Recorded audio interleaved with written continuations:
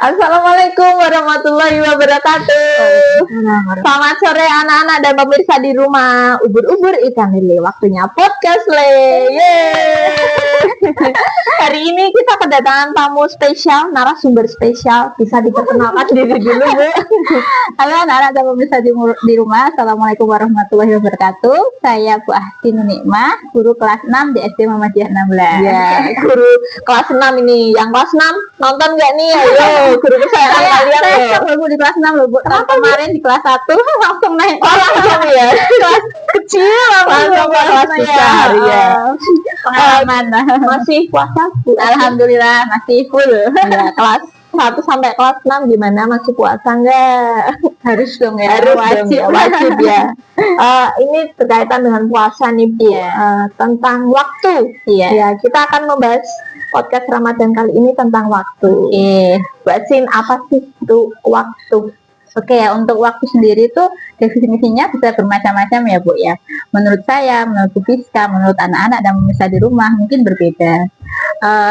Kalau misalnya ada kalimat dalam bahasa Inggris ya, time is money gitu. Itu untuk orang Barat mengartikan waktu adalah uang gitu, karena mereka fokusnya bekerja cari uang biar kaya gitu ya. Terus ada juga orang Arab zaman dulu mengatakan waktu adalah pedang karena mereka sering berperang. Jadi ya mereka kan pakai pedang ya sewaktu perang itu. Terus ada juga yang mengatakan waktu adalah emas gitu ya kan ya. Terus ada juga mungkin bagi orang-orang yang jatuh cinta nih waktu adalah kamu ya kan, waktuku adalah kamu dengan orang-orang yang kita cintai seperti itu. Tapi dari beberapa pengertian yang berbeda itu, kesimpulan yang bisa kita sepakati bersama, waktu itu adalah hal yang berharga bagi semua orang. Seperti itu. Ya, apalagi selama bulan Ramadan ini. Iya, betul. Tidak menutup kemungkinan saya dan juga anak-anak mungkin yang ada di rumah menanti waktu maghrib. Iya. Kayak berbuka. Tapi kalau misalnya menunggu berbuka itu lama gitu. Iya, kalau itu juga waktu itu juga misterius, Bu. Jadi kalau waktu ditunggu itu kok rasanya lama, tapi kalau misalnya kita menghabiskan waktu dengan hal yang kita sukai kok cepat gitu ya. Nah, itu juga salah satu pengertian waktu itu juga bisa menjadi hal yang misterius. Ya, selain misterius, waktu itu juga penting bagi kita ya, Bu. Betul. Apalagi anak-anak dan juga kita itu masih sering melakukan kegiatan hal yang kita sukai di sekolah, di rumah, bahkan di waktu bermain. Iya, menurut Bu Asin nih, apakah waktu itu penting bagi kita? Iya, jelas itu penting ya, karena tadi ya dari beberapa pengertian tadi waktu itu penting karena tidak bisa kita mengembalikan waktu yang sudah berlalu. Sedetik aja itu nggak bisa diulang kan gitu. Kita nggak punya mesin waktu, kita nggak punya penjelajah waktu, itu kan nggak ada ya. Karena juga untuk umat muslim nih terutama, waktu itu erat banget dengan umat muslim. Di dalam Al-Quran Allah itu bersumpah atas nama waktu itu bukan sekali dua kali, bahkan berkali-kali. Dalam surat yang terkenal tentang waktu ya, Al-Asr demi waktu, Waduha waktu duha, Fajar waktu fajar, Walail waktu malam ya. Jadi berkali-kali Allah menyebutkan waktu dalam Al-Quran. Itu betapa pentingnya waktu bagi umat muslim.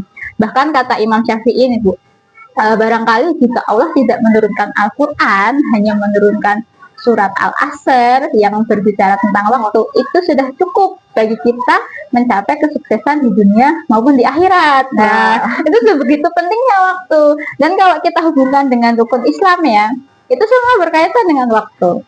Misalnya syahadat ya kan, kita tidak bisa mengucapkan syahadat sewaktu-waktu. Kita mengucapkan syahadat saat sholat ya kan. Terus mungkin orang yang mau masuk Islam bagi mu'alaf, dia kan kalau mau masuk Islam harus mengucapkan 2 kalimat syahadat. Itu kan juga waktunya di waktu yang tepat, di saat dia benar-benar sudah yakin, sudah mengimani Islam dan Allah itu sendiri. Terus yang kedua sholat, ya kan jelas waktunya zuhur kapan, subuh kapan, maghrib kapan, dan lebih diperinci lagi, Allah suka orang-orang yang melaksanakan sholat di awal waktu, ya kan? Kita nggak bisa kan sholat subuh di jam 9 pagi, gitu kan nggak bisa. Itu kan artinya Islam itu juga mengajarkan menghargai waktu dan menjadi orang yang disiplin, ya kan. Terus yang ketiga puasa, ya saat ini ya Bu ya, kan puasa Ramadan ya, puasa wajib dilakukan saat bulan Ramadan. Begitu juga puasa sunnah ada waktu-waktunya tertentu, puasa Arafah, puasa Senin Kamis kan sudah diatur, ada waktunya sendiri-sendiri, tidak bisa kita seenaknya kan. Terus yang keempat zakat ya kan, juga zakat kita laksanakan di waktu yang tepat juga. Zakat fitrah misalnya ini kan bulan Ramadan boleh kan, kalau bulan Ramadan itu kita membayar zakat itu sunnah, tapi kalau lebih baik kan menjelang Idul Fitri ya kan. Nah terus zakat mal kapan? Berbeda dengan infak sedekah. Kalau infak sedekah kan bisa kita keluarkan kapan saja ya. Tapi kalau zakat ini kan ada waktunya sendiri. Terus yang terakhir naik haji nih ya. Kalau naik haji jelas kan kita harus melaksanakan di bulan haji. Nggak bisa kalau aku besok ulang tahun naik haji ya, gitu kan nggak bisa. Kita sendiri nggak bisa ya. Nggak bisa. Misalnya kayak pas hari Minggu, ayo besok kita naik haji kan nggak bisa, harus di waktu yang sudah ditentukan. Itu betapa pentingnya waktu bagi kita ya, khususnya umat Muslim harus menghargai waktu dan menjadi orang yang disiplin. Bu Asin, mungkin di luar sana banyak yang tanya nih, bagaimana sih kita sebagai manusia dan juga hamba Allah mengatur waktu? Ya betul ya. Ya memang waktu itu harus kita atur, kita harus menjadi temannya waktu, bukan kita yang diatur waktu ya. Sebisa mungkin apa yang waktu yang kita miliki jangan sampai justru menjadi bumerang bagi kita. Kan salah satu nikmat yang diberikan Allah yang sering kita lupakan adalah waktu luang ya kan. Kita punya waktu luang, kita lupa mengerjakan yang lain, malah santai-santai, tunda-tunda. Nah, untuk mengatur waktu itu kalau dari saya sendiri ya ada 4 Bu. Yang pertama kita harus punya skala prioritas. Jadi skala prioritas kegiatan mana yang paling penting sampai yang bisalah dikerjakan di lain waktu. Nah, aktivitas apa yang paling penting itu adalah aktivitas yang bermanfaat bagi orang lain dan menyangkut banyak orang. Misalnya kayak saya pernah janjian sama orang, tapi orangnya molor. Atau saya ya, saya juga mungkin nggak kadang ya. Nah sebenarnya kita nggak kayak gitu ya Bu, karena itu artinya secara tidak langsung kita sudah menjalin orang tersebut. Kan dia menunggu kita kan membuang waktunya, aslinya dia bisa melakukan kegiatan lain, dia malah harus menunggu kita. Nah, termasuk merampas haknya orang lain juga. Betul. Makanya itu kegiatan yang bersinggungan dengan orang lain harus kita utamakan. Tapi bukan berarti misalnya kalau untuk kepentingan kita kayak istirahat, tidur, itu kan tidak menyinggung orang lain ya. Itu tetap boleh kita masukkan di skala prioritas, tapi itu tadi tidak boleh mengganggu kegiatan yang lain. Terus yang kedua, kita harus punya jadwal. Walaupun tidak tertulis mungkin ya kita, tapi misalnya pagi bangun tidur udah di ini nih, aku jam segini mau kesini gitu. Jadi dari skala prioritas tadi kita bisa atur jam 7 sampai jam 10 misalnya kita sekolah, jam 10 sampai jam 12 kita mau aktivitas apa, itu sudah ada jadwalnya.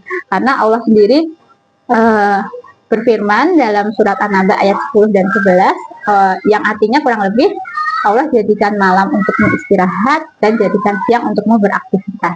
Tapi kita tidak bisa langsung mengartikan seperti itu. Nanti kalau kita mengartikan langsung seperti itu, nanti Pak Satpam bagaimana? Pak Hansip kan kalau misalnya masuk malam ya kan, dia malah tidak bisa melakukan pekerjaannya dengan maksimal. Maksud dari ayat itu artinya adalah semua kegiatan kita harus ada porsinya. Kita harus bisa meletakkan sesuai dengan waktunya kapan. Itu. Terus yang ketiga caranya adalah jangan pernah menunda. Ya kan, misalnya kita punya PR nih, mungkin anak-anak ya, PR matematika besok aja gitu. Tahu-tahu besoknya misalnya sakit, kita kan nggak tahu ya. Allah juga berfirman dalam surat Al-Insyirah ayat 7 yang artinya apabila sudah selesai melaksanakan satu pekerjaan, lanjutkanlah ke pekerjaan yang lain. Nah itu artinya kita nggak boleh menunda. Jadi misalnya sudah selesai yang A, terus waktu luang nih kita malas-malasan, yang pekerjaan yang B malah nanti ketinggalan, keteteran. Nah kita nggak boleh seperti itu. Kita juga harus selalu ingat 5 perkara sebelum 5 perkara ya kan. Sehat sebelum sakit, kaya sebelum miskin, muda sebelum tua, lapang sebelum sempit, yang terakhir hidup sebelum mati, ya kan? Kalau misalnya contoh yang ekstrim nih, misalnya kan ada besok aku mau tobat gitu, ya kan? Nggak ada yang menjamin umur ya. Mungkin tahu-tahu nanti sore Allah sudah memanggil, kan kita nggak tahu ya. Jadi jangan pernah menunda-nunda pekerjaan, apalagi pekerjaan yang baik, pekerjaan yang bermanfaat bagi orang lain. Terus itu yang ketiga ya tadi ya. Yang keempat, yang terakhir itu selalu menikmati kegiatan yang kita lakukan, karena kan proses setiap orang itu kan berbeda ya. Jangan jadikan orang lain itu sebagai apa ya, patokan gitu. Aku harus kayak dia, nggak boleh. Kita jadikan aja dia motivasi. Oh, dia sudah sampai sana, aku juga harus bisa sampai sana meskipun terlambat gitu. Yang terpenting tidak boleh berhenti untuk belajar dan berproses. Ya. Seperti itu. Itu tips dari saya, mungkin dari yang lain beda-beda lagi. Mungkin masih banyak lagi ya. Iya. Waktu itu adalah hal yang sepele ya, tidak terlihat, tapi sangat berharga bagi kita. Betul ya, karena pernah dengar juga saya pepatah, waktu itu adalah emas. Iya. Karena waktu itu berharga, saking berharganya emas ya. Mahal ya. Iya, mahal ya.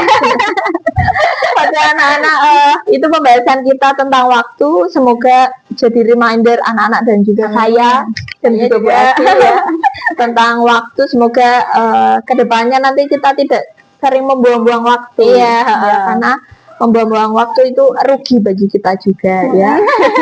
Terima kasih Bu Esti ya, sama-sama datang ke podcast Ramadan SD Muhammadiyah 16. Semoga anak-anak join dengan podcast hari ini ya. Itu saja, kurang lebihnya mohon maaf. Podcast hari ini kita akhiri. Ubur-ubur ikan lele, sampai jumpa lagi Le. Wassalamualaikum warahmatullahi wabarakatuh.